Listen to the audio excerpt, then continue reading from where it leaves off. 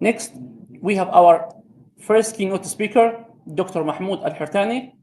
Dr. Mahmoud teaches at Hamad bin Khalifa University, Doha, Qatar, at the Master Program of Translation Studies.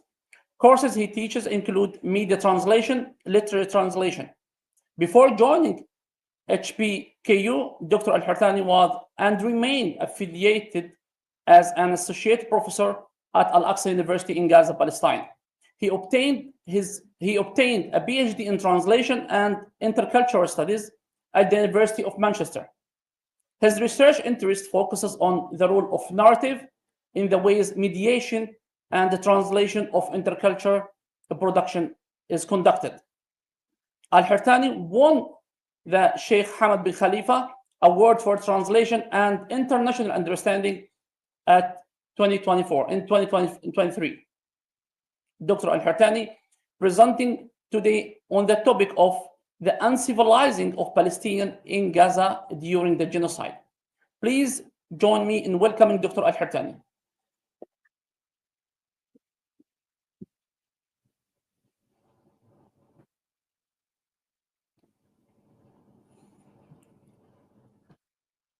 Thank everybody.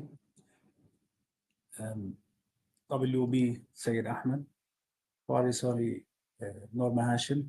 Thank you very much for the invitation, Professor Nizari. Thank you all for coming, esteemed guests. My talk today is about decivilianization and media in Palestine. Yeah, thank you very much here with me.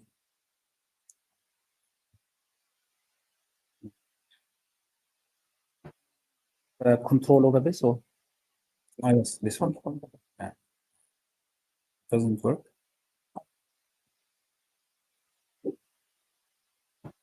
Doesn't work.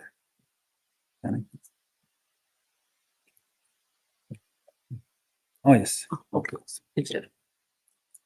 So I'll try to be quick since I'm giving 20 minutes. I'll talk about human rights in Palestine in general, the concept of the civilian, which is, I think, very important nowadays, given the constant processing of decivilianization of Palestinians. I'm going to connect dehumanization, demonization to decivilianization. Since and the gap that is covered here is that in cultural studies, in post-colonial studies and decolonial studies, researchers address the importance and the dangers of dehumanization of Palestinians, paving the way for killing, etc. And also they talk about demonization, but little attention is paid to the idea of decivilianization, which is actually the technical application or the practical application that gives Israel legal right to kill Palestinians. And I'm going to talk about media coverage and why I inserted translation here, because translation is the vehicle over which news travel fast and wide over media outlets. Specifically, if there is a monolingual reporter on the ground, he listens to people, interprets, fixes, and then they put their reports in the recipient end in their language, while the recipients do not know what is happening there in the ground in the language of the victims. This is very important. And I derived the importance of language and society and life from Martin Heidegger, the German philosopher, who came out with the idea that people actually do not speak the language. Language speaks through them. And there is a huge language problem when it comes to the Palestinian plight representation over the world, not only inside Palestine. And I had a chat with somebody yesterday that ignited a lot of thinking in my mind at the house of Professor Farid Al-Attas. We were talking about displaced Palestinians and displaced Israelis. And people are talking about these things with parity, as if the displaced Palestinians are in the same conditions of displaced Israelis in the same situation, which is actually do a lot of injustice to the Palestinians. as default. And people consume this discourse. Even the victims themselves, they talk about displaced Israelis. So this is the importance of how language functions through time and space and society in general. I'm going also to talk about adventure, emergency, excessive news. These are used in my analysis of how decivilianization take place. And also I'm going to touch upon, I'm going to be fast actually. These are a lot of topics, but I'm going to be fast because I would like to open the discussion and to do something new about the situation in Palestine. And then we are going, I'm going to open the floor or open the situation for discussion on how to decolonize the anti-colonial means themselves. And this is debated now. We want to decolonize the discourse. We want to decolonize the narratives of the colonial entities or the post-colonial entities, but we still use the same means that are available to us and made in the West. This is another thing we need to touch upon. I think I will start with human rights, as laws are mediated in English-speaking media with a specific reference to the current Israeli war in Gaza, Palestine. How human rights laws can be effective or ineffective depending on the ways in which death and suffering of civilians are covered by media. The concept of the civilian, as defined according to different literatures on international humanitarian law, as a person who does not belong to combatant groups. And here is the thin line between the combatant and the civilian. And in case of doubt, the literature actually stresses that in case of doubt, and Israel has been excellent in working in the case of doubts, creating case of doubts. Niv Gordon, an international specialist, says that Israel is, and he's a Jew, by the way, he's based at London University. He says when it comes to international humanitarian law, Israel is excellent at pushing the limits of international humanitarian law. Each time they use different strategies, different tactics. Even sometimes they hijack the Palestinians' resistance tactics under the title of mirroring and inversion. Now, if you look at the Israeli discourse in English specifically, you would feel that it is the Palestinians who are invading Israel. And you feel that every day there is a 7 October in Israel. Every day since 7 October. And this is really interesting to discuss. So in case of doubt, civilian remains civilian according to the literature. I don't want to read this. So I would like to highlight Francesca Albanese's definition of decivilianization. Actually, I was reading her report. You know, everybody knows Francesca Albanese, the UN Rapporteur on Human Rights in Palestine, and she is very active. And I think she is the first to highlight the importance of this concept in her reports. Decivilianization, according to her, and it became used by the UN. Luckily, they canonized it. Refers to the treatment of Palestinians as collective incarcerable threat in an effort to strip them of their status of protected persons. And that is actually what is happening technically and legally and scientifically in the ground, specifically when you talk about artificial intelligence, as Dr. Noor is going to discuss, rendering them ineligible for protection as civilians, specifically with these leaflets that they drop on people, the text messages, everything the Israelis are doing, even the knock on the roof missile or rockets. Actually, all of these are tactics in order to say that we are killing the Palestinian in the right way. We are killing them legally. And there is this title actually in a book I translated into Arabic, The Human Right to Dominate. There is this chapter titled The Human Right to Kill. So these rational colonial institutions or colonial powers, informed by science, informed we know that Western civilization is very cruel, very rational at the same time. They do not do things in vacuum. They have to rationalize, they have to offer ethical justification of whatever, or legal justification of whatever practices they do against the indigenous or the natives.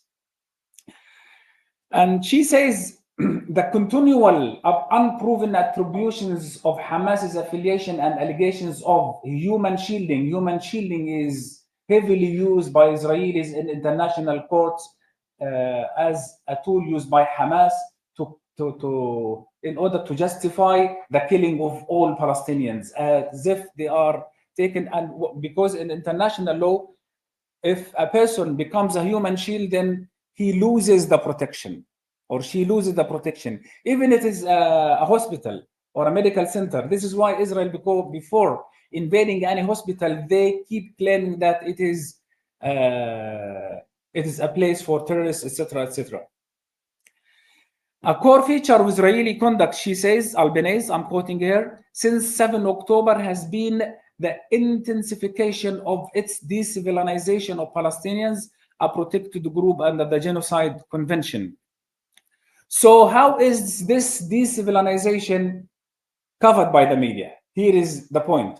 Dehumanization is covered, demonization is covered, and people talk about these a lot on social media, but decivilianization is not yet promoted as a term that can bring Israel's actions bare to the eyes of the people who follow news, who follow Israeli actions. And in order to fight the colonial power aggressions or atrocities on the native, we need to know how they theorize things. Now, despite all the literature in Palestine, we all know that the ICC is only the tip of the iceberg. The ICC arrest warrant is only the tip of the iceberg. The UN has been issuing resolutions against Israel since 1948, hundreds of resolutions. Israel, Zionism as a racist movement, Israel as an apartheid state. A lot of the literature is there. But the thing is that why the Palestinian situation exacerbates, despite all these resolutions in favor of Palestinians in international forum, including Amnesty International, human rights organizations such as Human Rights Watch, even Israeli human rights organizations such as Beit Salem. In 2021, Beit Salem declared Israel as an apartheid state. It's an Israeli liberal organization. So why the situation exacerbates, and each time the Palestinians are subjugated to more aggression, as we are seeing in the genocidal war in Gaza? I think there are 4 factors that actually affect change of situation in human rights in a country. These are including, of course, and a result of activism in the streets, etc., etc.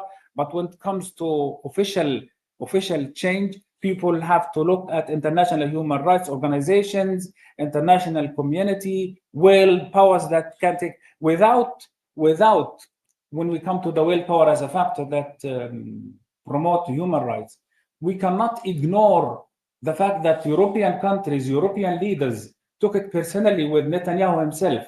And the ICC arrest warrant is not against Israel, by the way, it's against Netanyahu himself, who has been insulting European leaders for a long time. And I think that European leaders facilitated, even Biden himself, maybe silent or didn't attack the ICC arrest warrant because he has a real personal problem with Netanyahu, who actually despises everybody on the world. So we cannot also exclude the importance, the significance of media as a power that can act as a leverage for human rights through not only factual. And we stress the word factual here because if you follow the news, you will see that Palestinian human rights are covered in the Western media. If you click on Google, you will find BBC covering Palestinian human rights. The thing is, it's not about factual. It's not about, and we are going to talk about adversarial use, which is suggested by Shil Waraki, where people under the guise of objectivity, would say that Palestinians, yes, are killed, Palestinian plight exists, and Palestinians are oppressed, etc., etc. But they don't take a step further to help alleviate or bring a solution to the suffering. They have their own other tactics that amplify Israeli suffering at the expense of the Israeli suffering, at the expense of the Palestinian plight, amplifying, again, depicting the resistance movements as superpowers who are really ready at any moment to raise Israel out of the face of earth. في مية عندكم هنا شباب. So media can empower human rights and can suppress human rights. What do they do in Palestine? Actually, most of the time, despite they really cover human rights issues in Palestine, but they don't uncover the oppressor. There is these tactics of amplifying issues, suppressing certain issues, reorientation of news. When we talk about civilian, for instance, I conducted a study on the BBC coverage of the Israeli arrest of Palestinians in northern Gaza. The photo everybody saw where Palestinians were naked and handcuffed. And they talk about what do we know about men in the video, or video shows men, but they don't talk about who actually put them in this situation. The Israeli soldiers. This is number one. And most of the time when they were talking about the situation, the dire situation in which these men are, they do not indicate that these are civilian. They make it open for interpretations, in English I mean, that these might be civilian, might be uncivilian. And here is the guise of objectivity. And the thing is, when they, and this is in discourse analysis called intertextuality, they gave a lot of space in the news report to the Israeli spokesperson, who actually mentioned civilian 7 times in the text. 7 times. 5 times in a negative connotation, saying that we found these men in a place where civilians are not expected to be there, indicating or implicating that they are not treated as civilians simply because we warned them. We sent them text messages. This is a risky area, you have to leave. And because these people who are really civilians and they do not leave their houses at the order of Israeli authorities, now the Israeli, and back to the idea of the sovereign, I'm going to talk about how human rights are embedded in colonial power structures. And this is what we need to discuss about, how to get away from these structures that we think will help us, while in reality they are not helping. Thank you. I think I covered this already. Adventure news, where people offer factual narratives describing the situation using maps without context, reporting random and isolated events, and therefore fail to make an ethical demand on spectators. And that is actually what is happening with the Palestinians. They enjoy being objective. Impartiality is attained. They can prove that they are neutral, and they are giving voice to everybody of the conflict, the so-called conflict. While the case is actually, this is why it's not helping. The second type of news, emergency news, that offers representations of suffering, that produce pity, activating human interaction through a variety of narrative types and a multiple visualization. The Israeli suffering is always visualized. When they talk about Israeli Palestinian prisoners, and when BBC, for example, because I follow BBC a lot, when BBC report about Israeli detainees in Gaza, I had a look at one of these reports. It is constantly updated with personal stories with pictures about these soldiers and female and male, while when they talk about Palestinian prisoners, about whom a lot of testimony is from inside the Sidi Timan prison, where they are imprisoned and tortured to death, and sometimes, as Dr. Adnan al-Bush, Francesca Albanese found out recently, that he was raped to death. You would find something in Arabic about Dr. Adnan al-Bush, but nothing in English. And this is another thing. Here, translation is in operation in favor of colonial structuring of realities. Yeah. The third type is ecstatic news, and people in the literature mention what happened in America in the aftermath of the September 11, when all news went mad about what happened in the towers in New York, where live footage and uninterrupted flow of images. And the same thing can be applicable to what happens in the news in the Western world after October the 7th. The fever that struck all of them, asking anybody who appears, do you condemn Hamas? Do you condemn Hamas? And the anger that spread around the media outlets around the world.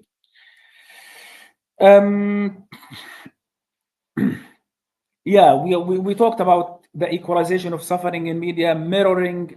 Yeah, the mirroring is a term that I use from human rights organization discussion, where settler colonialist discourse is actually uses the same resistance tactics of the indigenous people. Now you have settler colonialist entities inside Israel, and they have their own media outlets in English that they believe that they are the indigenous. Palestinians are the colonizer. They are fighters for freedom. Smotrich, for example, is a good example. And they are angry. Sometimes when you see Smotrich, sometimes he cries on cameras. We are the subjects of violence. The Palestinians are actually taking our land. We have to liberate it. This is called mirroring, and also inversion. And if we are not aware of these techniques, we are not going to understand the American unequivocal support, the American grassroots, the American populist culture of supporting of Israel. Because there are a lot of people who believe what the Israelis say in their reports about what's happening in Palestine. And in this context, actually, we understand why Donald Trump came out with this idea that Israel is so small. I looked at the map and I found that Israel is a tiny place. We have to expand it. Yeah, he feels pity for the Israelis.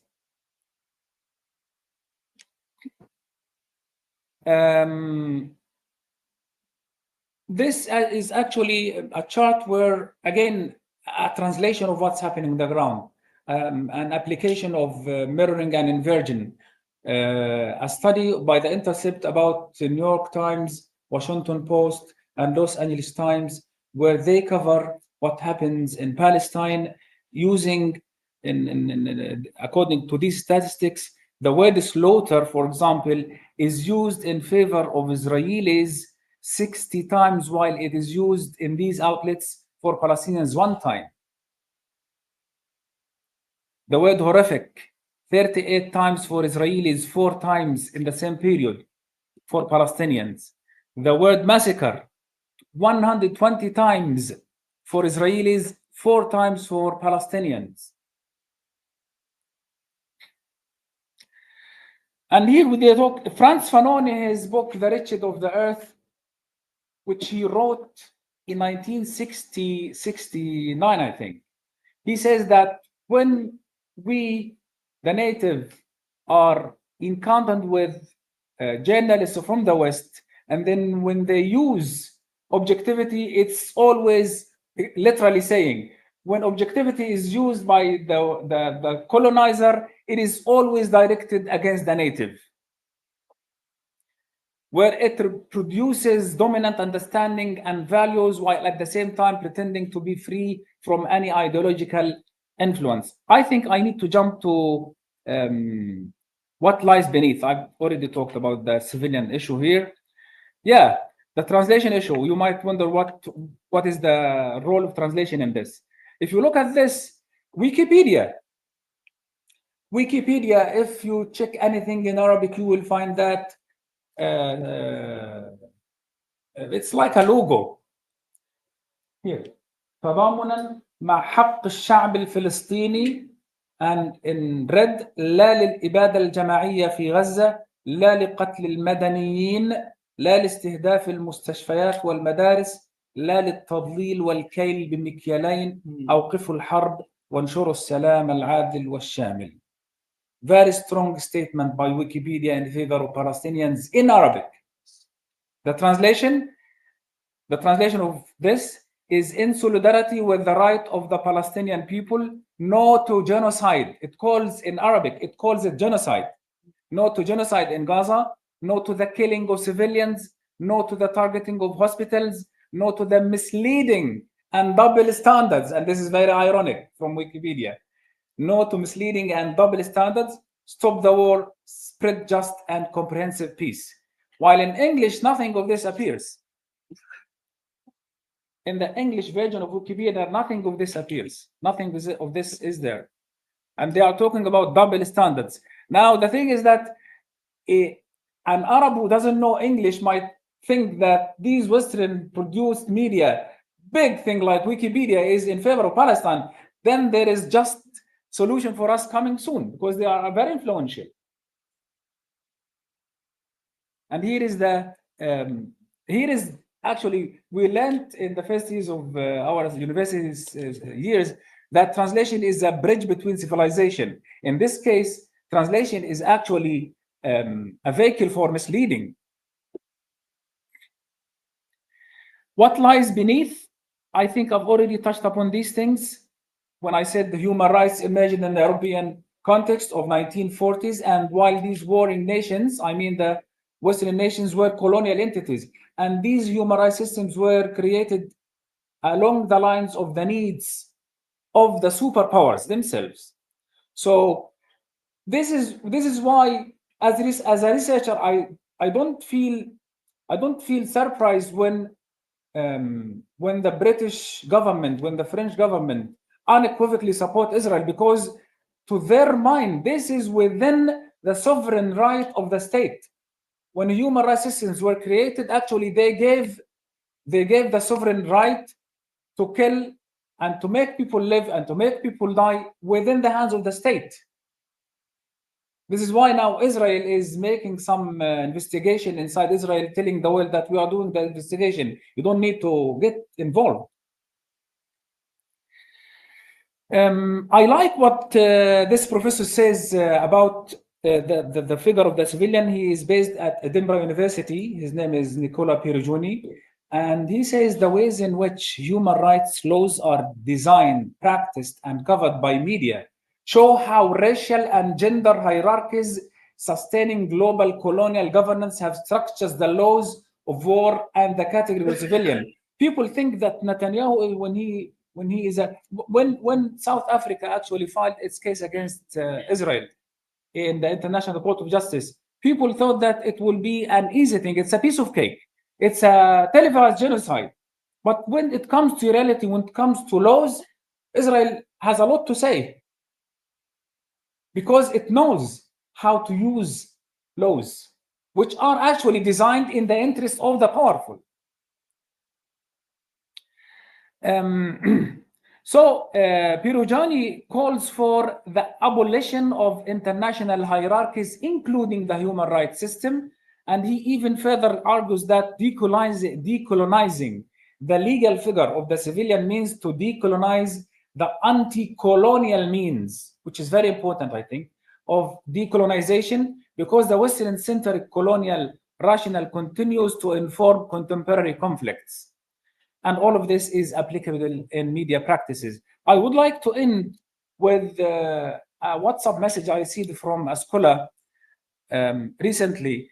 And she says something, she quote, I asked her afterwards that, where did you get this quote from? And she gave me the title of the book, which is Digital Degrowth, in which the writer actually goes further than decolonizing the anti-colonial means, he says that it's time that people actually call a spade, and instead of boycotting Israel, start boycotting American academia. Yeah, because he says that everything is happening because of the Godfather is allowing it. And it's time that people, academics around the world, start thinking of, and I think this is one form of decolonizing the anti-colonial means themselves. Thank you very much.